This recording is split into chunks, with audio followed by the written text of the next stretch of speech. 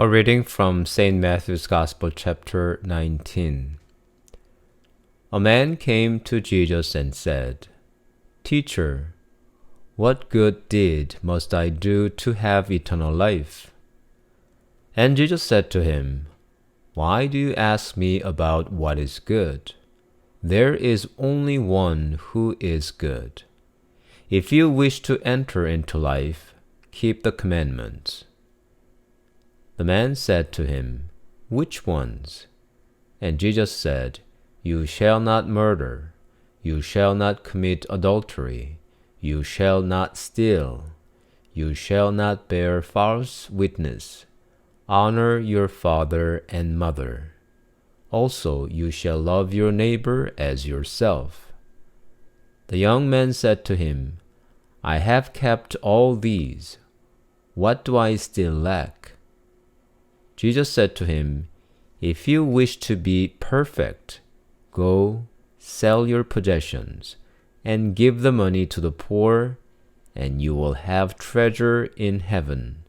Then come, follow me." When the young man heard this word, he went away grieving, for he had many possessions.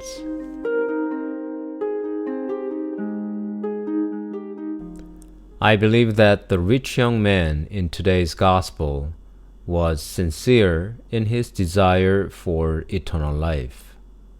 Jesus, who knows the thoughts of our minds and hearts, kindly invited this young man to his discipleship, probably because he saw this young man's genuine desire for eternal life.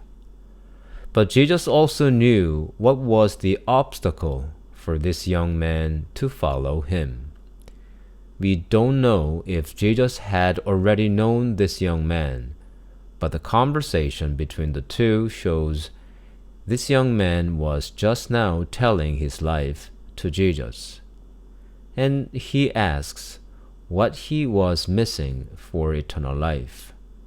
At this question, Jesus reveals he could see the inside of this young man's soul and spirit.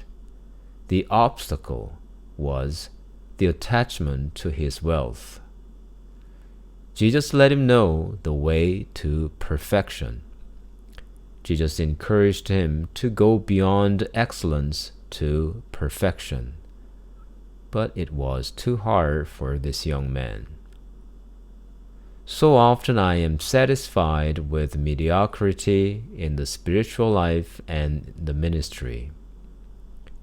But Jesus invites us to perfection beyond excellence. I doubt if we can enter life eternal with spiritual mediocrity. When I remain in spiritual mediocrity, my desire for eternal life is lukewarm. Even when I strive for spiritual excellence, often I discover that I am working for my pride and self-gratification. Spiritual perfection demands losing oneself. Spiritual perfection demands self-detachment. Spiritual perfection demands dying to oneself.